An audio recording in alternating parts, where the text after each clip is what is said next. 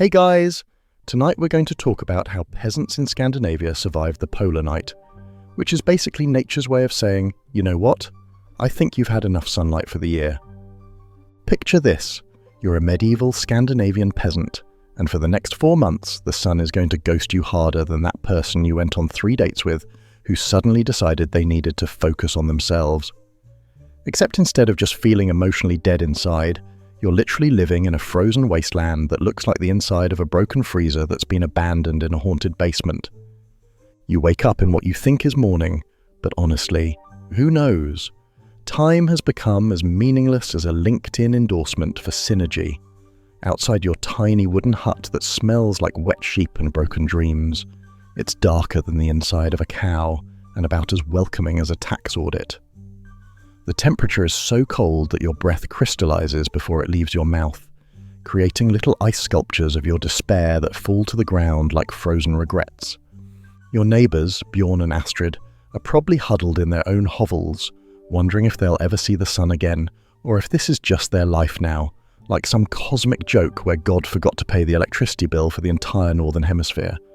The wind outside sounds like a banshee who's really upset about something, probably the same thing you're upset about, which is everything.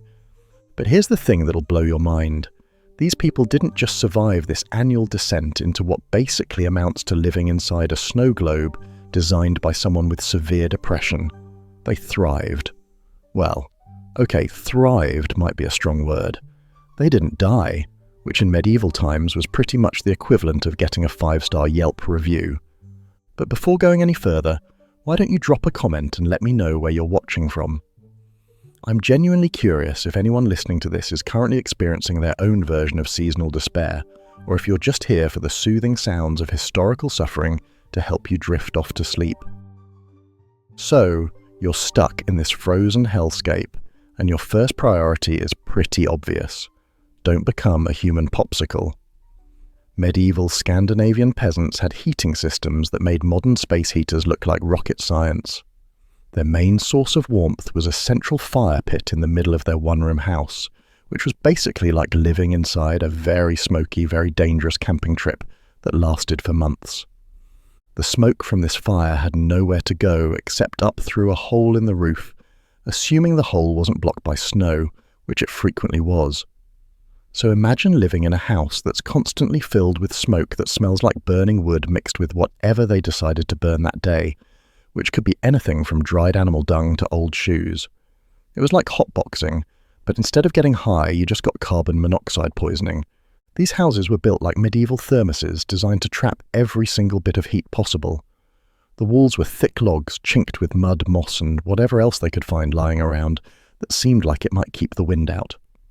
Sometimes they used horsehair, which meant your house literally smelled like the inside of a stable that had been sealed shut for 6 months. Families would sleep together in one big pile, like a human version of those penguin documentaries where everyone huddles together for warmth. Privacy was about as common as personal hygiene, which is to say, completely non-existent. You'd wake up spooning with your cousin Eric, who hadn't bathed since the last time the sun was visible, and had the kind of morning breath that could kill a small animal at 20 paces. They also shared their living space with their animals, because apparently the solution to being cold was to turn your house into a medieval petting zoo. Cows, pigs, chickens, and goats all lived in the same building, which provided extra warmth, but also meant your house smelled like a barn that had been marinating in its own funk for several months. It was like living in a very warm, very smelly commune, where everyone was covered in fur and most of them walked on 4 legs. The animals' body heat helped keep everyone alive, but it also meant that your bedroom doubled as a barnyard, and your morning routine included stepping over chicken droppings and trying not to wake up the pig who had claimed the spot next to the fire. It was cozy in the way that being trapped in an elevator with a dozen strangers and a broken air conditioning system is cozy. Now, you might be thinking, okay, but what did these people eat during their 4-month stint in nature's walk-in freezer? Well, buckle up, because medieval Scandinavian cuisine during polar night was about as appetizing as it sounds. First, there was fish.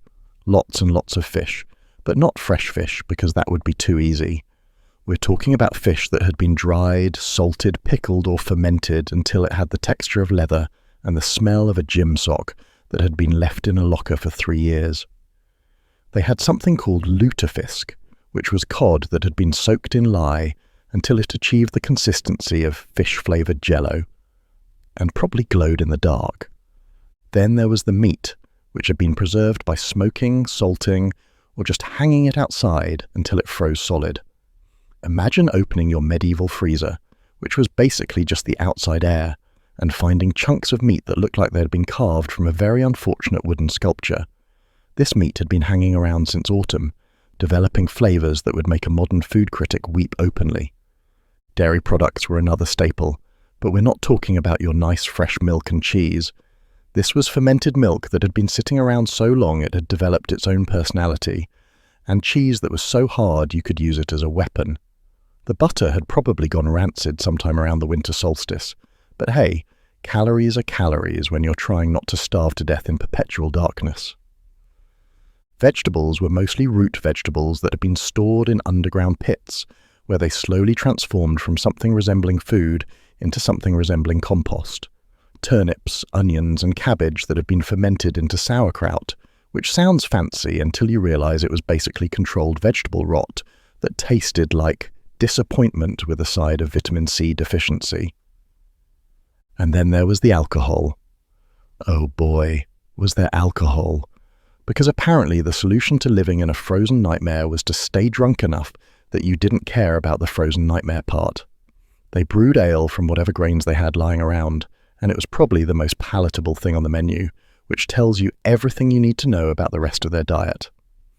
Meals were communal affairs where everyone gathered around the fire pit to share food that looked like it had been prepared by someone who had never actually seen food before, just had it described to them by someone who was also probably drunk. But hey, at least everyone was equally miserable, which is basically the foundation of all good friendships. All right, so you've figured out how not to freeze to death and you've choked down your daily serving of fermented fish leather. But now you've got to deal with the real challenge. Not going completely insane from spending 4 months in what essentially amounts to a very cold, very smelly sensory deprivation tank. These people had to get creative with entertainment, and by creative, I mean they had to make do with activities that would make watching paint dry seem like a thrilling adventure. Storytelling was huge because when you can't see anything outside and there's literally nothing else to do, listening to your neighbour Olaf tell the same story about the time he saw a really big fish becomes the highlight of your week. These stories weren't just casual chatter either. They were epic sagas that went on for hours, featuring heroes who did impossible things like go outside without immediately dying, and monsters that were probably just regular animals that seemed terrifying when you hadn't seen the sun in 3 months. The storyteller would sit by the fire, dramatically gesturing while everyone else huddled around, pretending that hearing about fictional people having adventures was almost as good as having adventures themselves. Crafts were another way to pass the time. People would carve wood, weave baskets, and repair tools by firelight that flickered like a dying flashlight. Imagine trying to do detailed work in lighting conditions that would make a modern person immediately start complaining about eye strain and demanding better working conditions. They'd spend hours whittling pieces of wood into shapes that might generously be called functional, while their eyes slowly adjusted to working in conditions that were basically one step above complete darkness. Music was also important, though we're talking about instruments that sounded like they were made from whatever was lying around the house. Bone flutes, wooden drums, and stringed instruments that had been cobbled together from animal guts and wishful thinking. The resulting music probably sounded like what you'd get if you asked a group of people who had never heard music before to create some based on a vague description someone gave them while they were having a fever dream.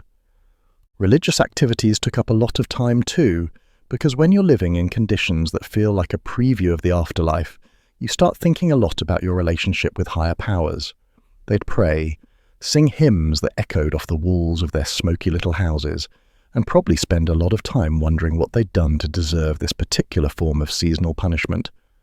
But perhaps most importantly, they gossiped. Oh man, did they gossip. When you're trapped in a small community with the same people for months on end, everyone's business becomes everyone else's entertainment. Who was sleeping with whom? Who had been hoarding the good fish? Who hadn't been pulling their weight in the communal survival effort? It was like reality TV, but with more body odor and a significantly higher chance of death. Eventually, after what felt like an eternity of living like a very cold, very smelly mole person, the sun would start to make its grand comeback. And let me tell you, these people celebrated the return of sunlight like it was the second coming, which, considering their circumstances, it basically was.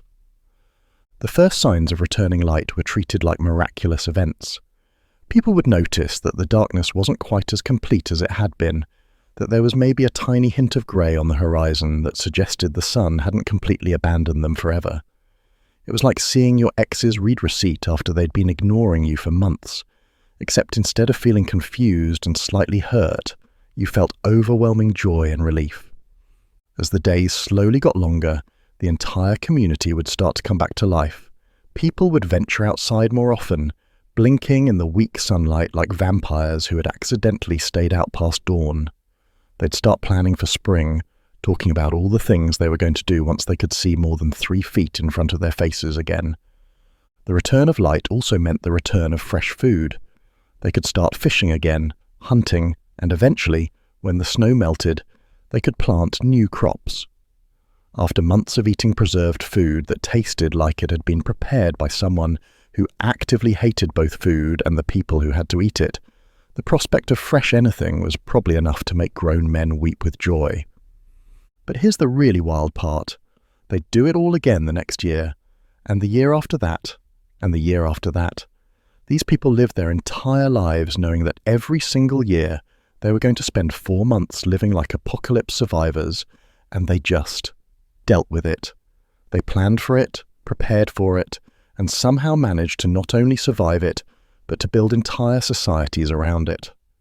Modern people complain when the Wi-Fi is slow, or when their favourite coffee shop runs out of oat milk. But these folks just shrugged and said, well, I guess it's time for another 4 months of living in a frozen hellscape where I can't see my own hand in front of my face, and everything I eat tastes like it died sometime during the previous administration. They developed traditions, customs, and entire cultures around surviving conditions that would send most modern humans running for the nearest tropical vacation.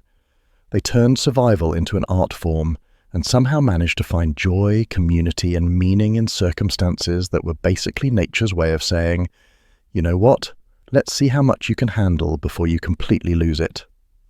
And the craziest part, many of their descendants still live in these same areas today, though admittedly with better heating systems, electric lights, and access to fresh produce year-round. But they still experience the polar night, and they still have that same resilient spirit that says, sure, the sun is going to disappear for 4 months, but we'll figure it out. So, the next time you're complaining about your heating bill or feeling bummed about a cloudy day, just remember these medieval Scandinavian peasants who spent 4 months every year living in conditions that would make a modern survival reality show seem like a luxury spa retreat. All right, folks, that's how our ancestors survived nature's annual attempt to turn them into human popsicles. Sweet dreams, try not to take your central heating for granted, and don't forget to hit that subscribe button unless you enjoy living in the dark ages of unsubscribed YouTube channels. Sleep tight. And remember, at least you're not sharing your bedroom with a goat.